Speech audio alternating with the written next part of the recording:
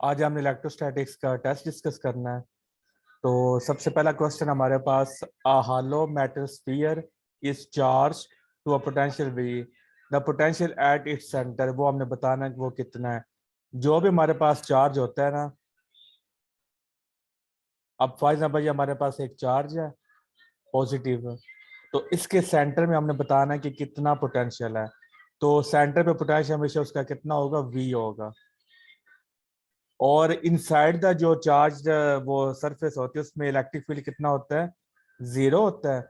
और जो हमारा पोटेंशियल होता है वो V के इक्वल होता है, क्योंकि जो भी कंडक्टिंग सरफेस होती है उसका चार्ज वो सारे के सारा कहाँ पे चला जाता है, वो सरफेस के ऊपर चला जाता है, वो अंदर रिजाइड नहीं करता अकॉर्डिंग टू गॉसेस लॉ। तो इसलिए अंदर इलेक्ट्रिक फील्ड क्या होगा, 0 होगा। आप फॉर एग्जाम्पल जहाँ पर जितना मर्जी चार्ज अंदर रखें, उसने क्या करना, फौरन सरफेस पे चला जाना है, और सरफेस पे क्या हो जाना है, रीडिस्ट्रीब्यूट हो जाना है। तो जितना मर्जी आप चार्ज रखते जाएंगे तो सरफेस पे वो रीडिस्ट्रीब्यूट होता जाएगा। तो इसलिए अंदर जो पोटेंशियल है वो V होगा, और अंदर इलेक्ट्रिक फील्ड क्या होगा, 0 होगा। और सरफेस पे इलेक्ट्रिक फील्ड क्या होगा, मैक्सिमम होगा। इसलिए जो हम आपने पढ़ा होगा फैराडे केज, कि जिसमें आप वो फैराडे केज के अंदर आप वो बैठ जाएं और बस आप हाई वोल्टेज वो उसमें फेंके, लेकिन आपको कुछ नहीं होगा, क्योंकि इनसाइड आप मेटल के अंदर बैठे हुए हैं। तो मेटल के अंदर इलेक्ट्रिक फील्ड 0 है, तो लिहाजा आपको कोई फोर्स हार्म नहीं पहुंचाएगी। और यही एप्लीकेशन यूज होती है कि जब आप बिजली होती है, आसमानी बिजली वो पड़ रही है और आप ट्रैवल कर रहे हैं, तो आप गाड़ी के अंदर ही बैठे रहे, तब आप सेफ रहेंगे। तो यही एप्लीकेशन इस्तेमाल होती है।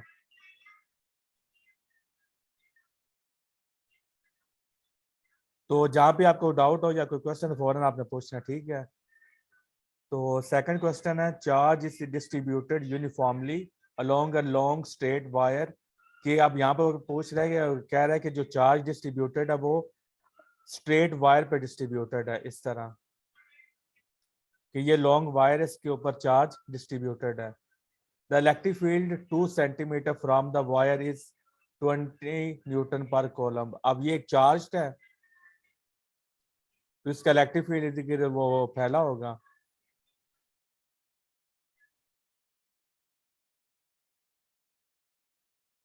वो कह रहा है कि इस जो सरफेस है इसके 2 सेंटीमीटर दूर, फॉर एग्जाम्पल यहाँ पर 20 न्यूटन पर कॉलम जो है हमारे पास इलेक्ट्रिक फील्ड की वैल्यू है, 20 न्यूटन पर कॉलम। तो इलेक्ट्रिक फील्ड एट 4 सेंटीमीटर, तो हमने डिस्टेंस को क्या कर दिया, डबल कर दिया है। डिस्टेंस को आप 4 सेंटीमीटर कर दिया है। तो अब वो कह रहा है कि इस 4 सेंटीमीटर पे इलेक्ट्रिक फील्ड कितना होगा।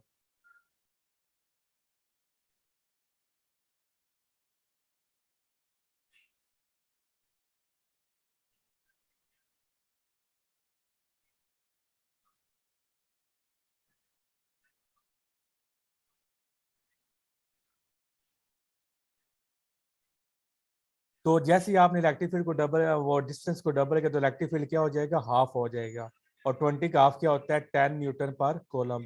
तो इसका आंसर होगा 10 न्यूटन पर कोलम, क्योंकि आपने डिस्टेंस को क्या कर दिया, हाफ कर दिया है। अगर हमारे पास स्फेरिकल चार्ज होता, तो स्फेरिकल चार्ज जो अब होता था, अब हमारे पास इलेक्ट्रिक फील्ड का फार्मूला क्या होता है, K Q divided by R square. तो ये जो फार्मूला है ये हमारे पास स्फेरिकल चार्जेस के लिए होता है, उसके लिए electric field E inversely proportional होता है आर स्क्वेयर के। लेकिन अभी हमारे पास जो इलेक्ट्रिक फील्ड है वो है लॉन्ग स्ट्रेट वायर की वजह से।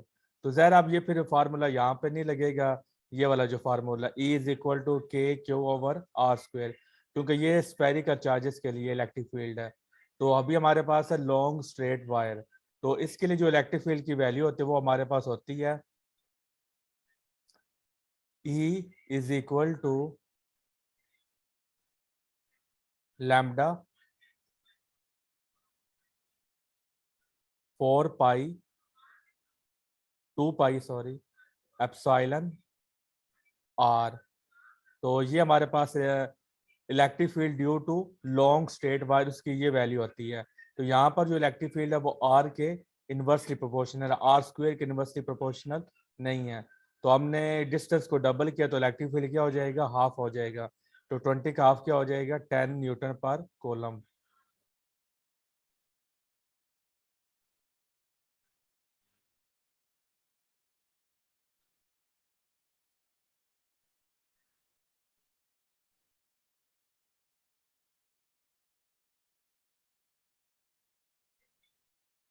नेक्स्ट है रिलेटिव परमिटिविटी फॉर एयर। तो एयर के लिए ये रिलेटिव परमिटिविटी क्या होती है 1.0006। और जो रिलेटिव परमिटिविटी होती है इसका ये क्या होती है यूनिट लेस होती है, इसका कोई यूनिट नहीं होता। तो ये जिस टर्म के साथ रिलेटिव आ जाए ना तो उसका मतलब उसका कोई यूनिट नहीं है, क्योंकि ये सेम वो क्वांटिटीज के दरमियान क्या होती है रेशो होती है। तो ये हमारी क्या होती है यूनिट लेस होती है।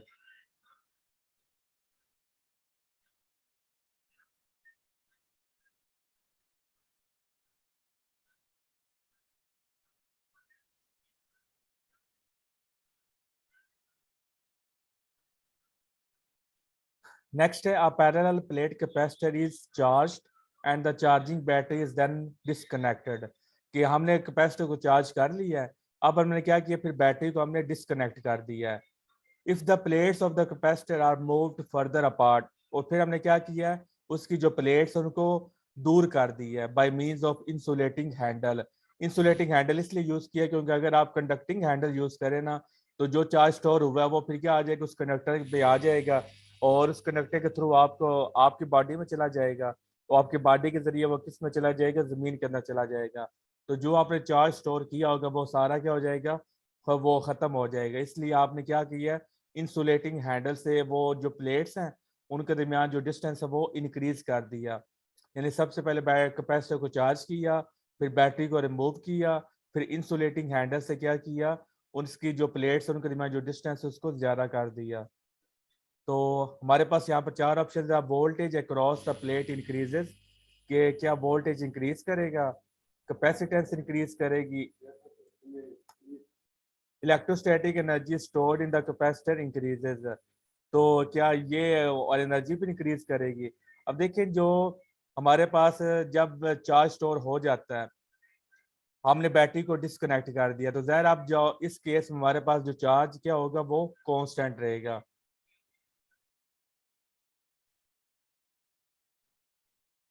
चार्ज हमारा कांस्टेंट रहेगा क्योंकि हमने बैटरी को रिमूव कर दिया है।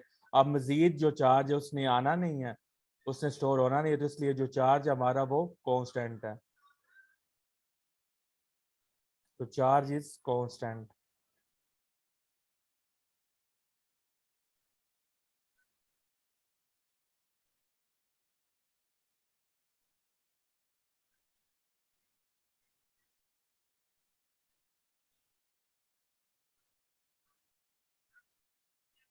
और फिर वो कह रहे हैं आप हमारे पास फार्मूला क्या होता है, हमारे पास फार्मूला होता है Q is equal to C V.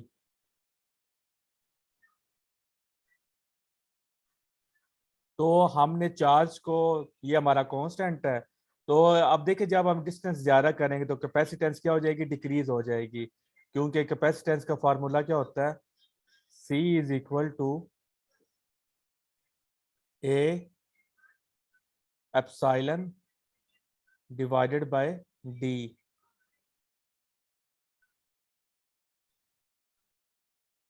तो ये हमारे पास फार्मूला होता है कैपेसिटेंस का।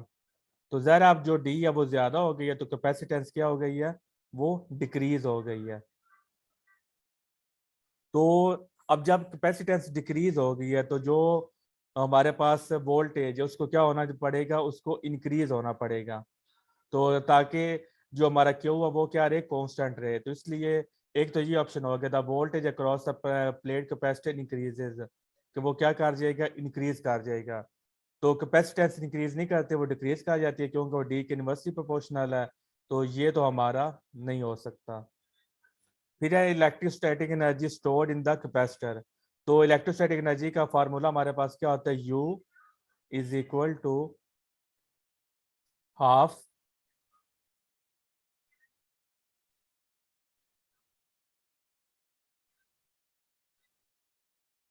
तो इसमें ई नॉट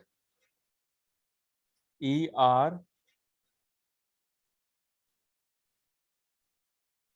और मल्टीप्लाई ए डी। तो जो कैपेसिटेंस है वो किसके डायरेक्टली प्रोपोर्शनल होती है, डी के डायरेक्टली प्रोपोर्शनल होती है। तो यानी कि जब अब डी ज्यादा हो जाएगी तो ज्यादा उसके पास जगह होगी एनर्जी स्टोर करने के लिए। तो लिहाजा डी के इंक्रीज करने से जो हमारी पोटेंशियल वो क्या एनर्जी स्टोर्ड इन कैपेसिटर वो क्या हो जाती है, इंक्रीज हो जाती है। तो लिहाजा ये भी करेक्ट आंसर है। तो हमारा आंसर क्या होगा, बोथ ए एंड सी, ये हमारा करेक्ट आंसर होगा। सर लेकिन मतलब हम जो वोल्टेज अप्लाई कर रहे हैं तो वो तो इंडिपेंडेंट नहीं होगी, मतलब वो तो कांस्टेंट नहीं रहेगी, वो कैसे इंक्रीज होगी? वोल्टेज हमने वो बैटरी को रिमूव कर दिया ना, तो जब बैटरी को रिमूव किया है तो हमारा जो चार्ज है वो कांस्टेंट रहेगा। अब हमारा ये जो फार्मूला है Q is equal to C V, charge हमारा कांस्टेंट है। तो जब हमारा चार्ज कांस्टेंट है तो जब हमने वो उसको मतलब इंक्रीज किया डिस्टेंस को, तो हमारी जो कैपेसिटेंस है वो क्या हो गई है, डिक्रीज हो गई है। तो जब कैपेसिटेंस डिक्रीज हुई है तो फिर हमारा जो पोटेंशियल है उसको इंक्रीज होना पड़ेगा, ताकि जो Q है इसको हम क्या रख सकें, कांस्टेंट रख सकें।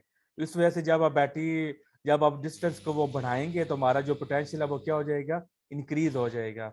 इस फार्मूले से भी आप देख सकते हैं कि हमारे पास इलेक्ट्रिक फील्ड किसके इक्वल होता है, V ओवर R के। तो यहाँ पे R डिवाइड और उधर जाके क्या हो जाएगा, मल्टीप्लाई। तो यहाँ से भी आप देख सकते हैं जो पोटेंशियल है वो डिस्टेंस को बढ़ाने से क्या हो जाएगा, इंक्रीज हो जाएगा। ठीक है, ओके सर। इसका आंसर आपके पास है।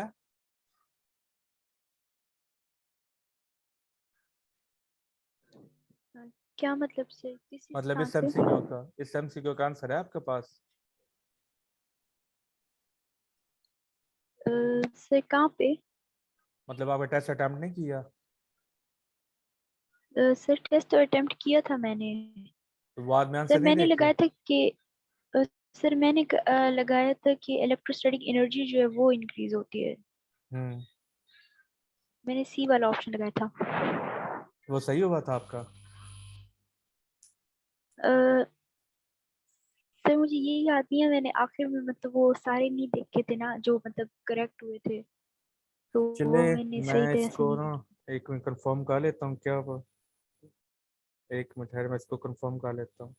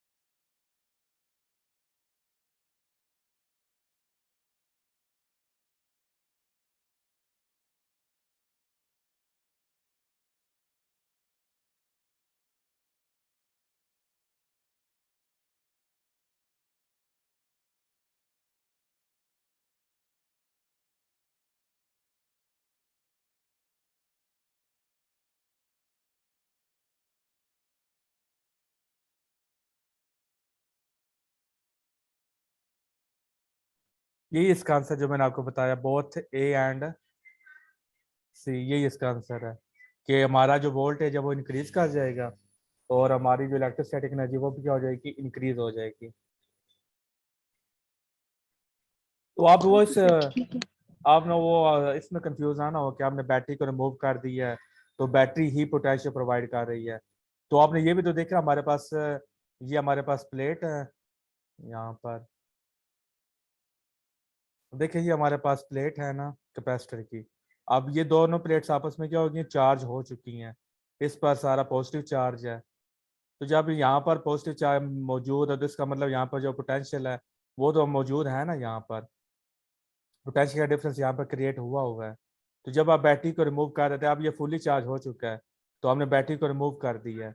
तो जब इसमें पोटेंशियल का डिफरेंस यहाँ पर मौजूद है तो जब आप बैटरी को रिमूव भी कर दें तब भी यहाँ पर पोटेंशियल का डिफरेंस मौजूद रहेगा। लेकिन अब हुआ क्या है कि जब हमने इसका डिस्टेंस को बढ़ा दिया है तो इसकी जो कैपेसिटेंस है, मतलब जो चार्ज स्टोर करने की एबिलिटी है, वो कम हो गई है। तो जब वो कम हुई है तो फिर जो इसके अंदर जो पोटेंशियल का डिफरेंस है वो क्या हो गया, इंक्रीज हो गया। तो जब वो इंक्रीज होगा तो फिर हमारा जो चार्ज है वो कांस्टेंट रहेगा, क्योंकि चार्ज तो तभी है ना जब हमारे पास बैटरी मौजूद हो। तो बैटरी को तो हमने रिमूव कर दिया, अब मजीद चार्ज तो आ नहीं सकता, तो चार्ज जो हमारा वो कांस्टेंट रहेगा। हाँ, कुछ जो चार्ज है वो लीक आउट कर जाएगा with the passage of time, लेकिन ओवरऑल जो हमारा चार्ज है वो क्या रहेगा, कांस्टेंट रहेगा, वो चेंज नहीं होगा। ठीक है। जी सर ठीक।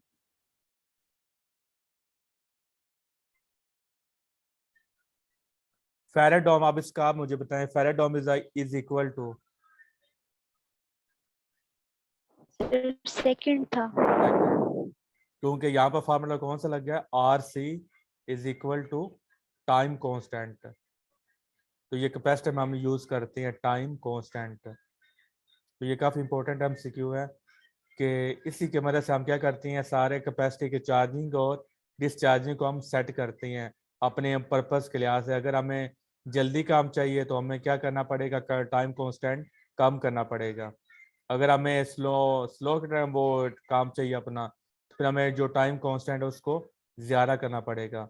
तो वो ज़्यादा कम वैल्यू किससे होती है, रेजिस्टेंस और कैपेसिटेंस की वैल्यू को चेंज करके। नेक्स्ट हमारे पास, which of the following is the sure test to check whether body is charged और नॉट। इसका क्या आंसर है?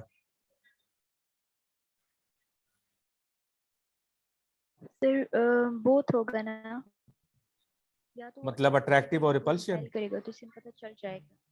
नहीं, इसका यस आंसर सर, है, यहाँ वो हमें पता पूछ रहा चल है, जाएगा ना कि मतलब। नहीं, यहाँ वो पूछ रहा है श्योर टेस्ट 100% आपका जो मतलब इसमें कोई मिस्टेक ना हो, वो कौन सा है? अट्रैक्टिव जो है ना वो 100% रिजल्ट नहीं देती, रिपल्शन हमेशा 100% रिजल्ट देती है। वो इस तरह कि आप देखें, ये हमारे पास एक चार्ज बॉडी है, इस पे हमारे पास इसके ऊपर चार्ज है, लेट्स सपोज इस पर पॉजिटिव चार्ज है। तो आपने वो ये भी पता है कि चार्ज करने के हमारे पास तीन मेथड हैं, इंडक्शन और कंडक्शन और फ्रिक्शन। तो एक हमारे पास ये इंसुलेटेड मटेरियल है, इसके ऊपर कोई चार्ज नहीं है।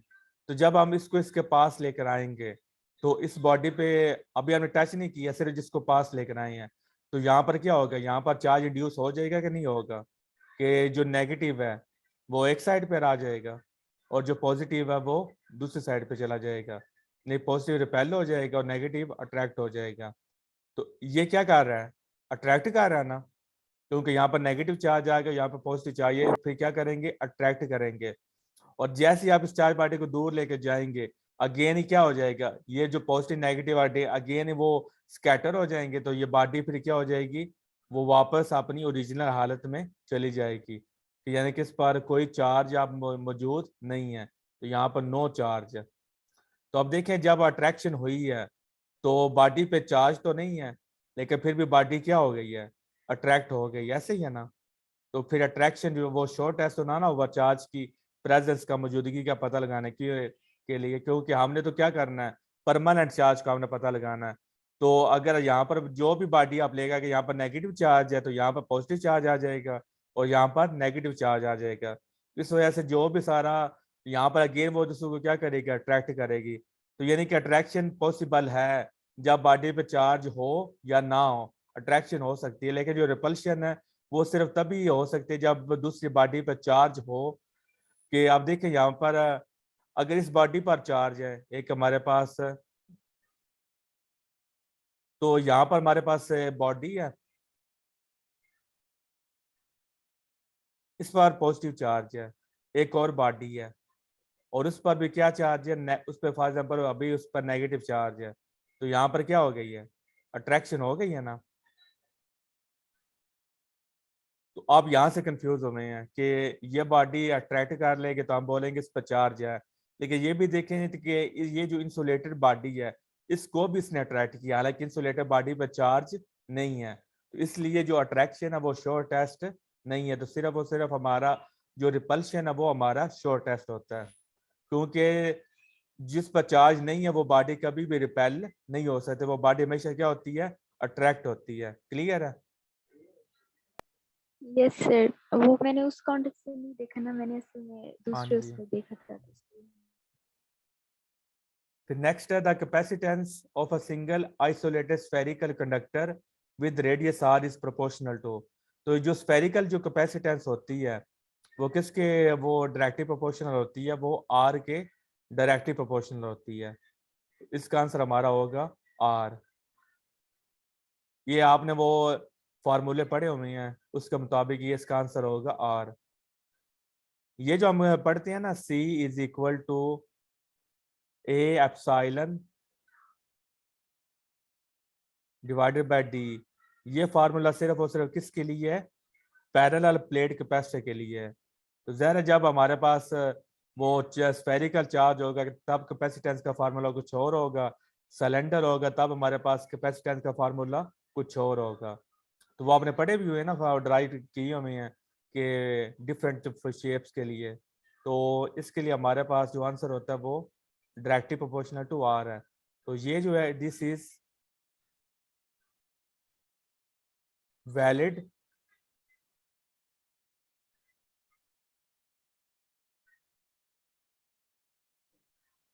only for parallel plate capacitor।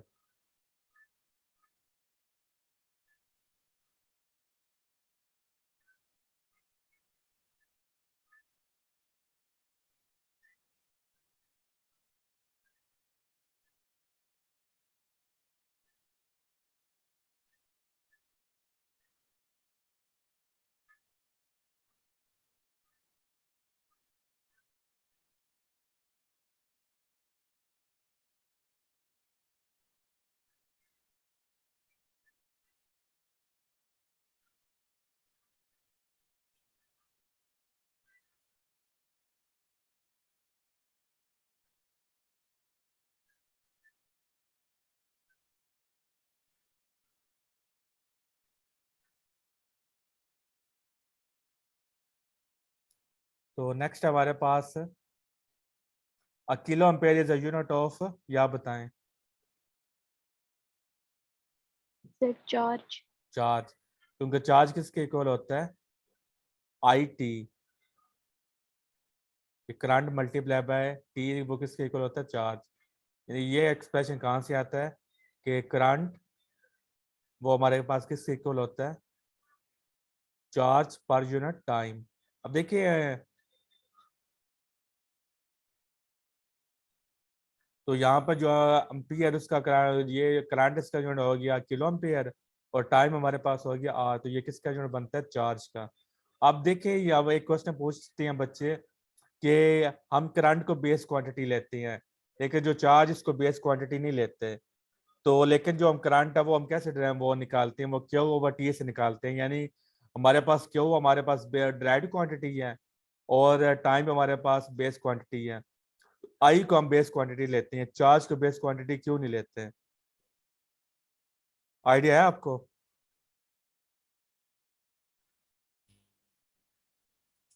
No sir, इस चीज़ का तो मुझे आइडिया नहीं है, क्योंकि ये मतलब क्वेश्चन मेरे भी माइंड में आया था एक बार, इसका आंसर ये मुझे है कि इसका आप आंसर देखिए नहीं मिला। ये हमारे पास एक बॉडी है ना, तो क्या आप बता सकते हैं इसके पास कितना चार्ज है?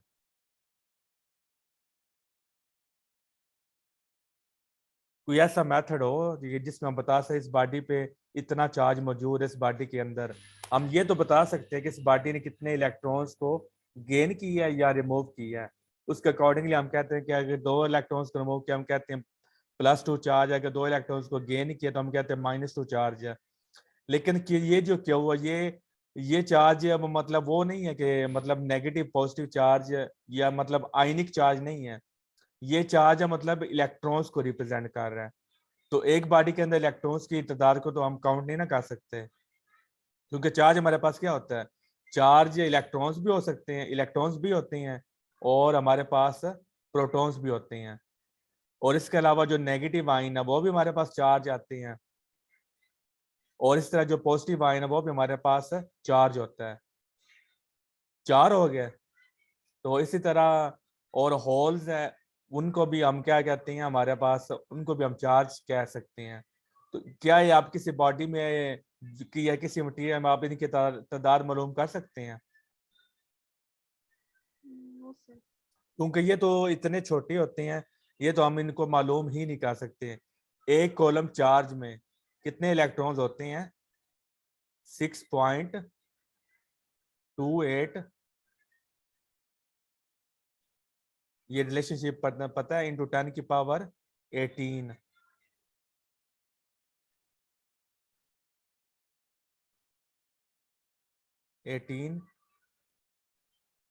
इतने इलेक्ट्रॉन्स होते हैं एक कूलम के अंदर। तो ये देखिए कितनी बड़ी अमाउंट है। तो अब इसके अंदर हमें पता है कितने कॉलम चार्ज इसके अंदर पड़ा हुआ है, तो हमें तो उसका आइडिया नहीं है। इसलिए साइंटिस्ट ने क्या किया, क्योंकि ना जो बेस क्वांटिटीज होती है ना, उसको उन्होंने हर एक को डिफाइन किया हुआ है। लेंथ है तो लेंथ को भी उन्होंने डिफाइन किया है कि सीजियम एटम की वाइब्रेशंस को उन्होंने वो मतलब उन्होंने बोला कि इतने टाइम वो अपनी वो एक्साइटेड स्टेट में जाता है, तो वो हमारे पास आई थिंक टाइम के इक्वल होता है। और जो हमारे पास लेंथ वो है कि जो स्पीड ऑफ लाइट है वो एक, ये हमारे पास स्पीड ऑफ लाइट टोटल होती है 299, और इसकी एग्जैक्ट वैल्यू मुझे नहीं याद है, आई थिंक ये वैल्यू होती है 7723। कि इसका यानी स्पीड ऑफ लाइट का आपने इतना इंटरवल लेना है कि स्पीड ऑफ लाइट का इतना पार्ट लेना है, जैसे होता है ना हाफ, 1/4 पार्ट, 1/6। तो स्पीड ऑफ लाइट का आपने इतना पार्ट लेना है, यानी कि 1 ओवर अप्रोक्सीमेटली 3 लाखवां पार्ट आपने लेना है। तो स्पीड ऑफ लाइट के 3 लाखवें पार्ट में जितना स्पीड ऑफ लाइट ट्रेवल करती है वो हमारे पास होता है 1 मीटर। तो यानी कि हर जितने भी बेस यूनिट है उनके लिए कोई ना कोई उन्होंने उसको डिफाइन किया हुआ है, डिफाइनिंग चीज मौजूद है। तो अब चार्ज हमने अगर हम इसको बेस क्वांटिटी रख लेते हैं तो हमारे पास कोई ऐसा जरिया नहीं है कि हम किसी को बेस के बना के हम जो चार्ज उसको ये डिफाइन कर सकें कि चार्ज एक बॉडी पे कितना है, क्योंकि हर बॉडी पे चार्ज भी क्या होता है, वो डिफरेंट होता है। जो छोटी बॉडीज उन पर चार्ज की वैल्यू कुछ और होगी, बड़ी पे और होगी। तो चार्ज को तो हम डिफाइन नहीं कर सकते, क्योंकि चार्ज क्या है, वेरिएबल क्वांटिटी है। तो इसलिए उन्होंने क्या किया, जो उन्होंने कहा कि जो करंट है इसको हम बेस क्वांटिटी रख सकते हैं। इसको कैसे रख सकते हैं कि जो हम पर ये वैसे जो बेस यूनिट्स होते हैं उसमें करंट को डिफाइन के लिए उन्होंने वो इससे रखा हुआ है कि आई थिंक मुझे याद नहीं है कि कंडक्टर उन्होंने लिया हुआ इनफाइनाइट लेंथ का। तो एक उस पे कंडक्टर पे उन्होंने इस तरह करके ना उन्हें इमेजिन किया हुआ है कि कंडक्टर है, इनफाइनाइट उसकी लेंथ है, और एक एंड पे पॉजिटिव चार्ज और एक एंड पे नेगेटिव चार्ज, इस तरह करके उन्होंने डिफाइन किया। आप वो बुक से पढ़ लीजिएगा तो मजीद आपको क्लैरिटी हो जाएगी। तो उन्होंने फिर कहा कि जो करंट की वैल्यू है तो हम 1 सेकंड में कितना चार्ज फ्लो करता है वो तो हम मालूम कर सकते हैं, तो वो हमारे पास क्या होगा, करंट होगा। इसलिए उन्होंने फिर करंट को बेस क्वांटिटी रख दी और चार्ज को उन्होंने डिराइव्ड क्वांटिटी में रख दिया। क्योंकि वो चार्ज पे उन्होंने कहा कि अगर आपने चार्ज को मालूम करना है तो आप क्या करें, टाइम और उसका मल्टीप्लाई कर दे करंट के साथ, हमारे पास चार्ज आ जाएगा। तो इसी तरह हमारे पास जो टाइम है ना, टाइम का आपको फार्मूला नहीं मिलेगा, जिस तरह आपको ये जो करंट है क्यू ओवर टी इसका फार्मूला मिल रहा है ना, टाइम का आपको फार्मूला नहीं मिलेगा। तो इस तरह आप ये नहीं कह सकते कि इसका फार्मूला है तो करंट हमारी डायरेक्ट क्वांटिटी नहीं, करंट हमारी बेस क्वांटिटी ही है। क्योंकि चार्ज हमारी वो डायरेक्ट क्वांटिटी, तो पर सेकंड में हम चार्ज को मालूम कर सकते हैं कि कितना फ्लो कर रहा है, तो उस फ्लो को हम फिर क्या नाम दिया, करंट का। क्लियर है?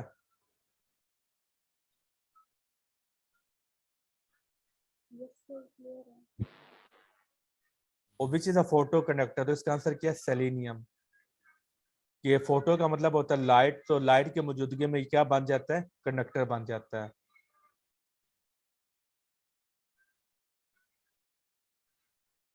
एन इलेक्ट्रॉन ट्रेवलिंग नॉर्थ, क्या आप देखिए ये हमारे पास डायरेक्शन होती है 4।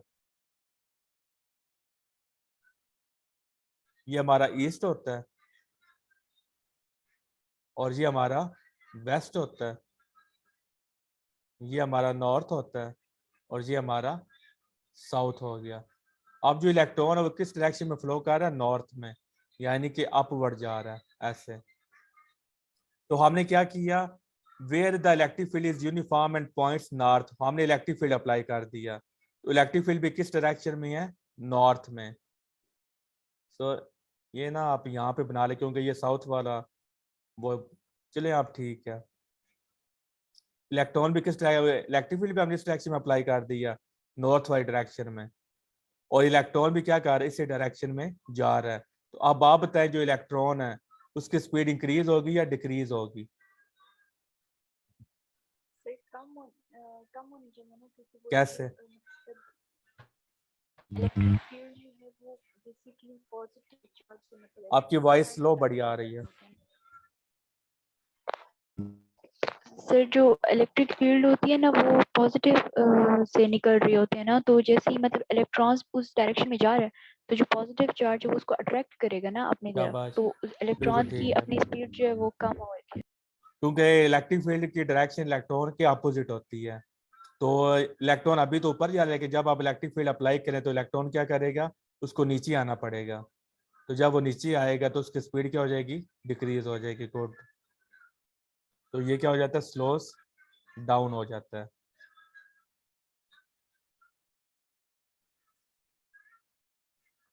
For which material medium force between the two charge plates is maximum?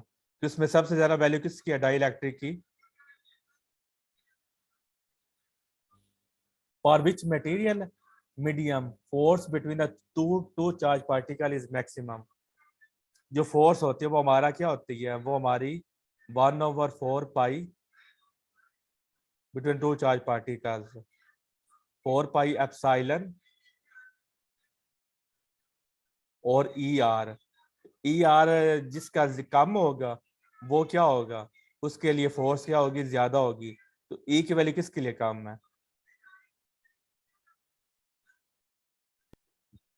I think germanium के लिए, क्योंकि वो एक मतलब मेटलाइड है आई थिंक।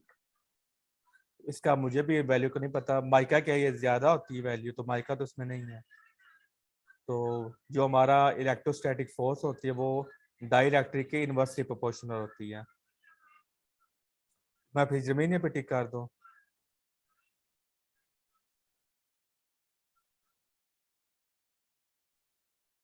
जर्मेनियम किससे कम है यहाँ पे, हमारी बुक में जो टेबल दिया गया है उसके मुताबिक। इन बाकियों से कम है, यस सर, बाकियों से कम है, माइका ठीक है। अमोनिया वगैरह उन सब। अगर तो होता ना कैपेसिटेंस तो फिर तो हमने लगाना था माइका पे, लेकिन यहाँ पर वो पूछ रहा है फोर्स। तो फोर्स मीडियम के होने से वो फोर्स कम होती है, फोर्स ज्यादा नहीं होती। Special organ called ampullae of Lorenzini that are very sensitive to electric field are found in, तो इसका आंसर है शॉक्स। बैट्स क्या यूज करती है, ये अल्ट्रासाउंड को यूज करती हैं अपनी वो मूवमेंट के लिए।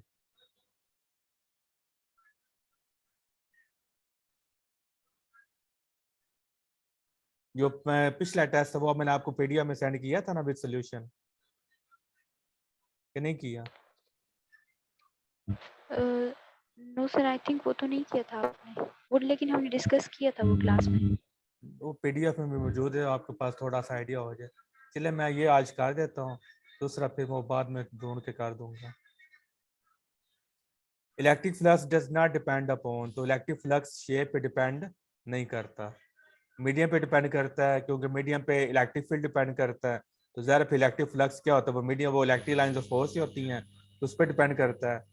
जो इलेक्ट्रिक फील्ड ज़रा चार्ज पे भी डिपेंड कर रहा है, जिसका चार्ज ज़्यादा होगा उसकी इलेक्ट्रिक लाइंस ऑफ फोर्स ज़्यादा होंगी, तो इसलिए जो शेप है ये इस पर इलेक्ट्रिक फ्लक्स डिपेंड नहीं करता। इन 4 यूनिट टाइम कैपेसिटर कितना चार्ज हो जाता है, 98%। और 5 अगर हमारे पास यूनिट वो टाइम कांस्टेंट हो तो उसके लिए कैपेसिटर 100% चार्ज हो जाता है। लेकिन ये जस्ट क्या है, थ्योरेटिकल है, प्रैक्टिकली ये पॉसिबल नहीं है। तो 5 टाइम कांस्टेंट के लिए जो कैपेसिटर है वो फुली चार्ज हो जाता है, यानी कि 100%। लेकिन ये सारा कंसेप्ट क्या है, आइडियली है, क्योंकि कैपेसिटर को आप 100% चार्ज नहीं कर सकते प्रैक्टिकली। तो 5 time constants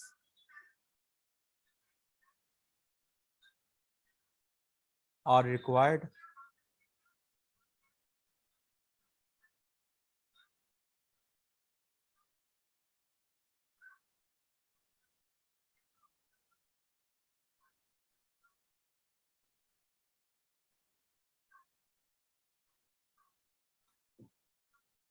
for 100% charging.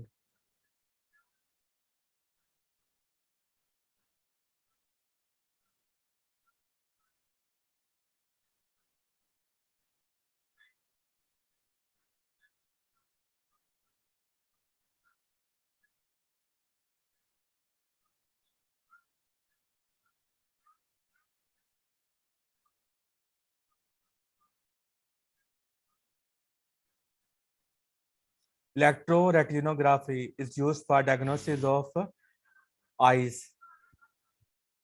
Brain के लिए क्या यूज होती है? EEG. EEG. और हार्ट के लिए क्या यूज होती है? ECG. ECG. कानों का पता है? No sir. इसके लिए ECG. If both the plate area and plate separation of a plate capacitor are doubled, the capacitance is. तो capacitance हमारे पास है, यहाँ पर है A epsilon divided by D. तो ये वो कह रहा है एरिया को भी हमने डबल कर दिया है और जो सेपरेशन उसको भी हमने क्या कर दिया है? डबल कर दिया है. तो कैपेसिटेंस हमारी क्या रहेगी? सेम. एरिया को भी डबल किया और 2D को भी हमने क्या कर दिया? डबल कर दिया. तो ये वापस हमारी कट जाएगी 2 से. तो C is equal to again हमारे पास क्या आ जाएगा? A epsilon divided by D.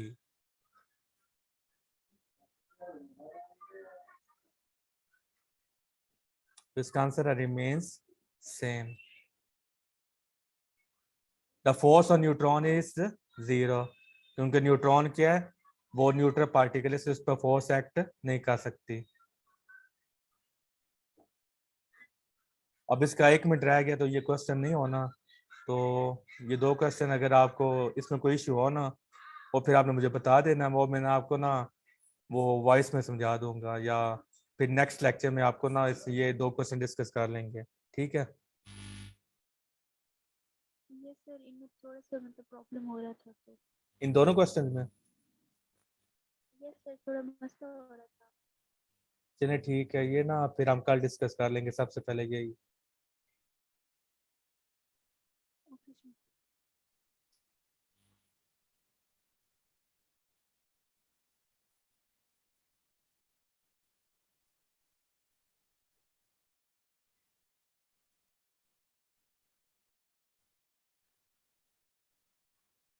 इसका अब ये देना है शायद वो टाइम हो जाए.